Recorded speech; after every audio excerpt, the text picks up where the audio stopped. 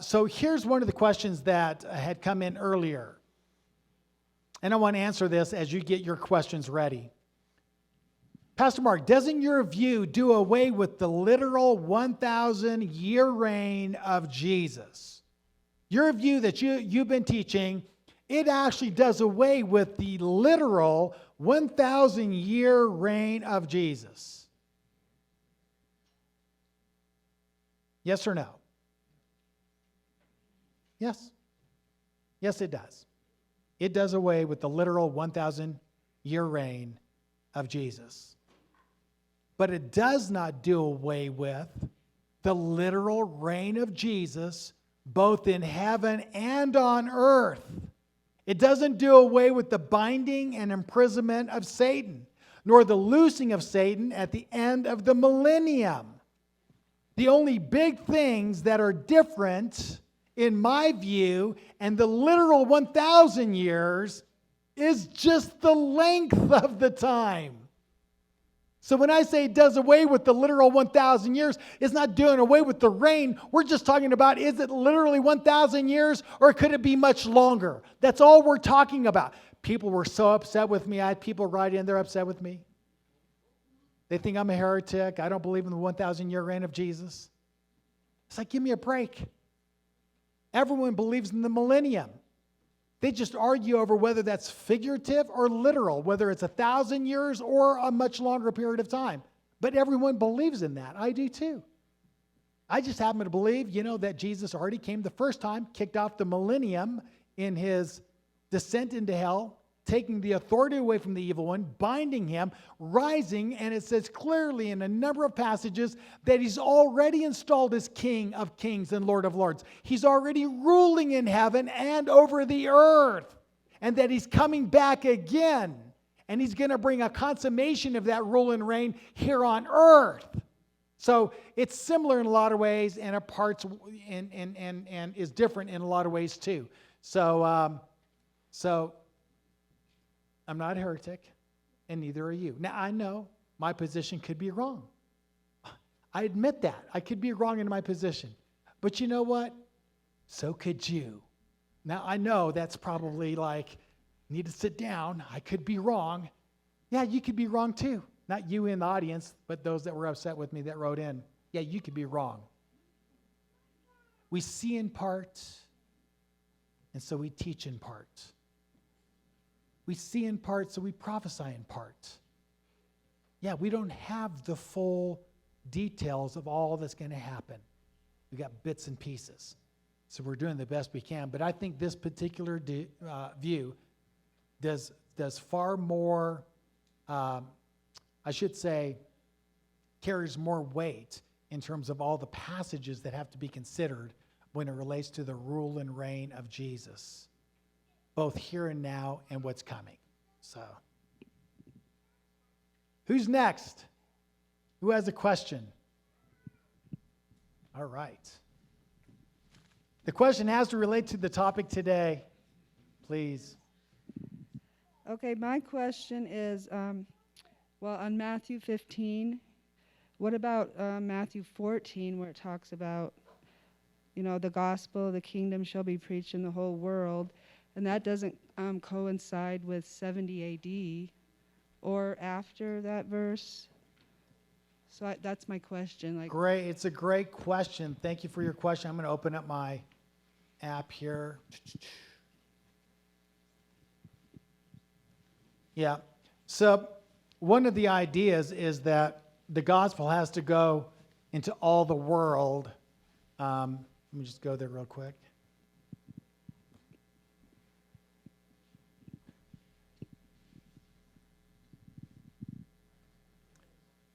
See if I can find it here.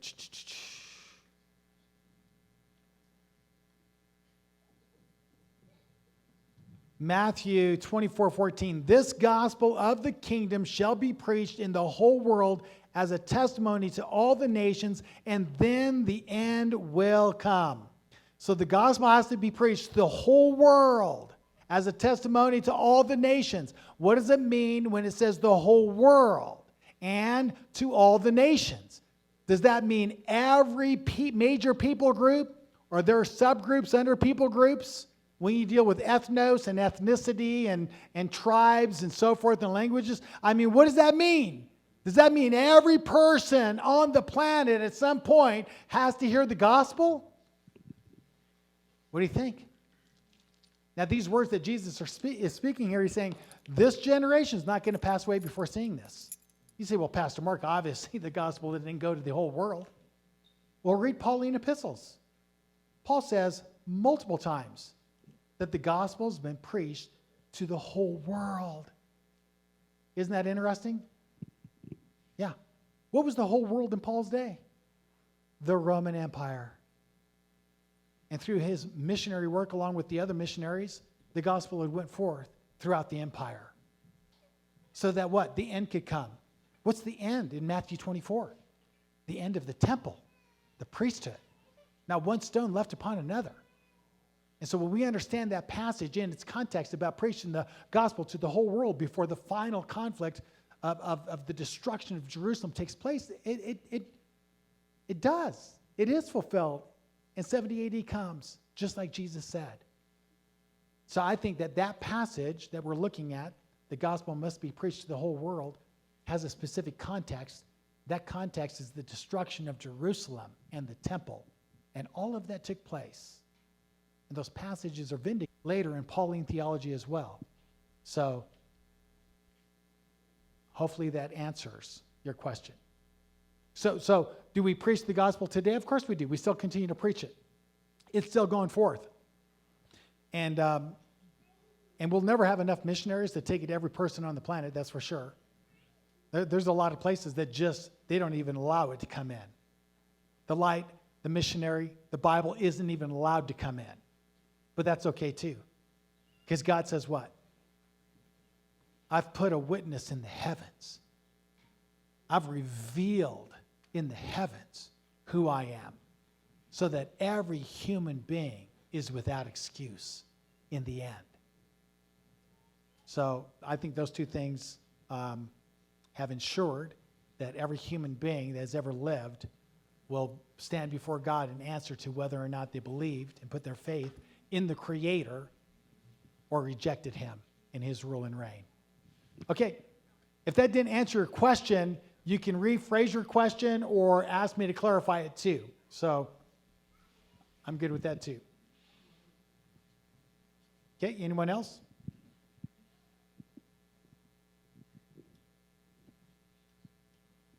Going to the back, okay. Keep in mind too, when you read Matthew 24, find its context, who the speaker is, who the audience is, and what's being said.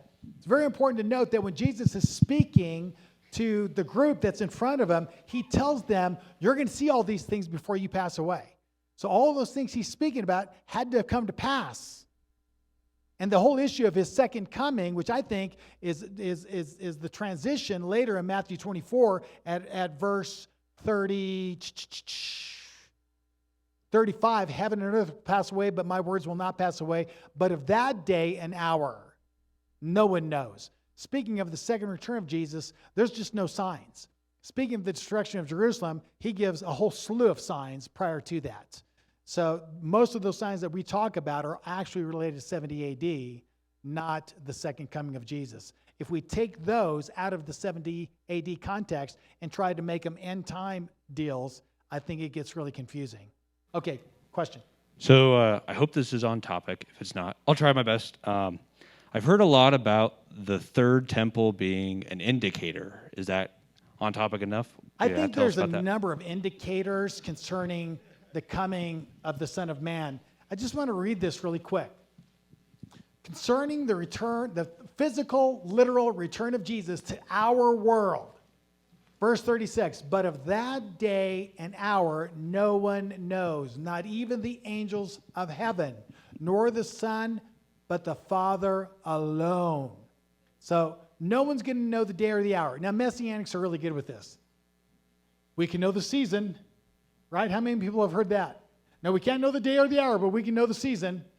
Well, the word hour in the Greek is a reference to time, generally speaking. What he's saying is no one's going to know the day or the season or the year or the millennium or the epoch of his coming. It's just not revealed. So to read into that, oh, we can know the season, goes against what the Greek word that we translate hour is meant to convey. So there are no signs, no way to figure it out. Jesus said, I don't even know, but the Messianics say, well, we know, it's this season. Man. So no one's going to know that. No signs are given other than this. For the coming of the Son of Man will be just like the days of Noah. Whereas in those days before the flood, they were eating and drinking, marrying and given in marriage until the day Noah entered the ark, and they did not understand until the flood came and took them all away. So will be the coming of the Son of Man. So in other words, did they care about Jonah's prophecies? Did they listen to Jonah? No, they mocked him, they ridiculed him, they persecuted him. And then they went about doing what they've always done, whatever met their fleshly, carnal instincts. And they were a wicked, murderous, immoral generation. So I'm thinking, yeah, we're looking more and more like that anymore.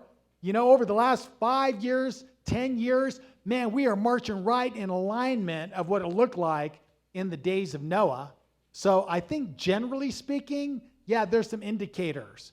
The days of Noah, Israel returning as a geopolitical nation. That was a big one. She wasn't around for 2,000 years, and with the stroke of a pen in 1948, boom, Israel's on the map. Why is that significant?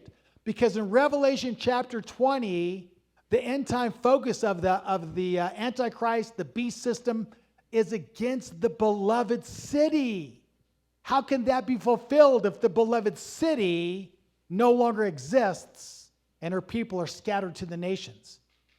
So to have Israel show up after 2,000 years, I'm saying, wow, that's an indicator. So we got the days of Noah, we got Israel back on the map, and then the third temple. I think the third temple is another indicator, okay? It's just indicating, okay? It's not fulfilling a sign because there are no signs, but it certainly is an indicator because in Thessalonians, it talks about the temple. And the Antichrist sitting in the temple and the great deception that comes, right? So I think that there certainly might be a third temple. And if there is, it's just one more indication that we are really close to the coming of the Lord. So they've been trying to build that third temple for a long time. Who's trying to build it, by the way? Is it the Messianic Jews that are trying to build it? No, it's actually the elements within Judaism that has rejected Jesus as the Messiah. And whatever temple they're building, it's not for Jesus. And do you think the one who sits in it is going to be Jesus? No, I think that's going to be perhaps where the beast system and false prophet and Antichrist end up in their power base at the end as they try to overthrow Israel and the people of God. So third temple is going to be a factor if they can ever get that launched. I don't know. It doesn't have to be, but if it is, yeah, that's an indicator, I think. So good question. All right. All right, we got one final question.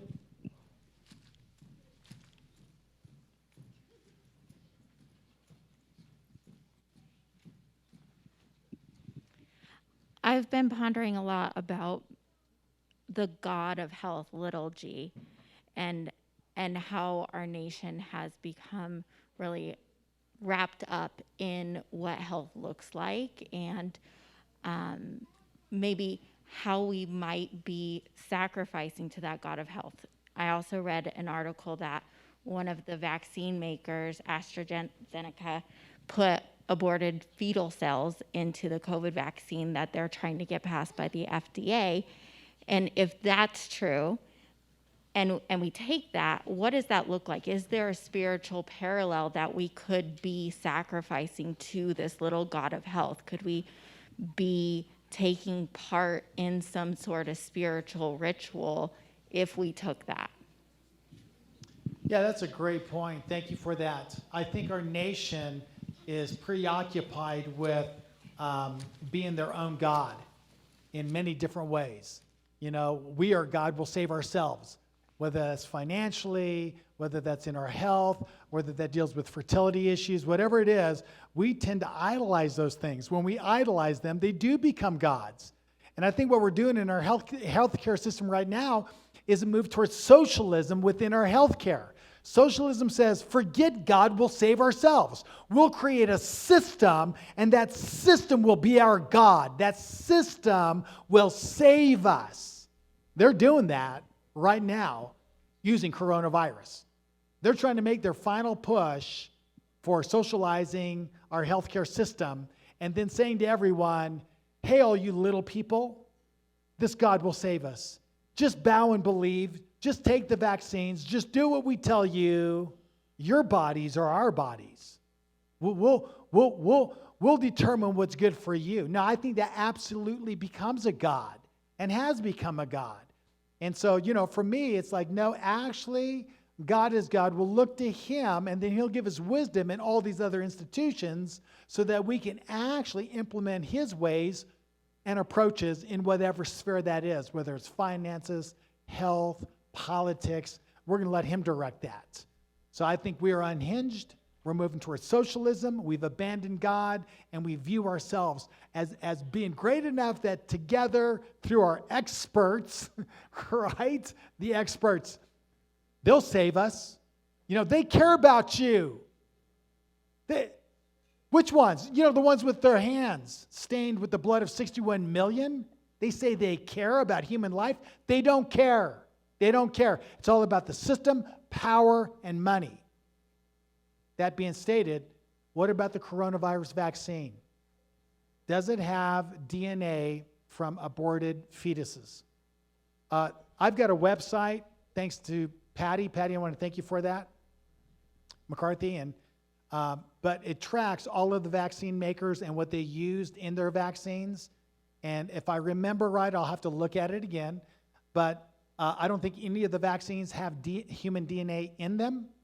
But they did use human DNA in their test phase. And that determined whether or not they were on the right track with the development of the vaccine, that now it's developed and being used. It in and of itself doesn't have human DNA in it. But human DNA was used in the test phase.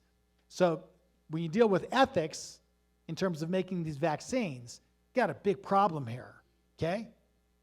Because that little aborted baby did not give its consent to be used by the big profit makers and their medicines. That's a problem. That child was murdered in the womb, and now they are making so much money off that little baby. It's just a crime. So for me, I'm saying, hey, I'm pro-vaccine. I'm not an anti-vaxxer. I'm pro-vaccine. I just want an ethically sound, safe vaccine. And you've never produced even one yet. So I won't be taking the vaccine for a variety of reasons at this point. So, if it was Ebola and it was killing 50% of the people that got it, and they had a vaccine that wasn't safe, but it had no connection to aborted fetal cells, I'd probably take it. Especially if I was 95 years old. What do you got to lose, So you got to weigh all those things in. It's called informed choice. It's liberty. It's your body. You get to deal with you get to decide for yourselves what you're going to do with your body. When the beast system says, we'll determine what you're going to do with your body, you're not far away from really dark things happening through the state. We're not far from that. We're yet to see if they're going to mandate this or not. Man, you know what? The beast always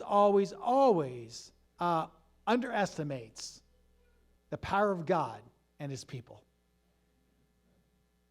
People think, well, where's the church? Where's the church? Where's the saints? Oh, they're here. They're here. You push hard enough? In fact, don't push hard enough. Because they look like Mel Gibson in The Patriot, who when he finally let loose, oh my gosh. So leave us alone. And we'll leave you alone, right? Okay. Judah Maccabee, the hammer, live and let live. Man, I just want to, should we do one more question or is that it? We done? I think we should be done. No, we're done because we ended on a good note. This next one I could really bomb and then it would be really bad. That'd be the last thing you remembered. Okay, so let's go ahead and stand for the Aaronic benediction. Shabbat Shalom.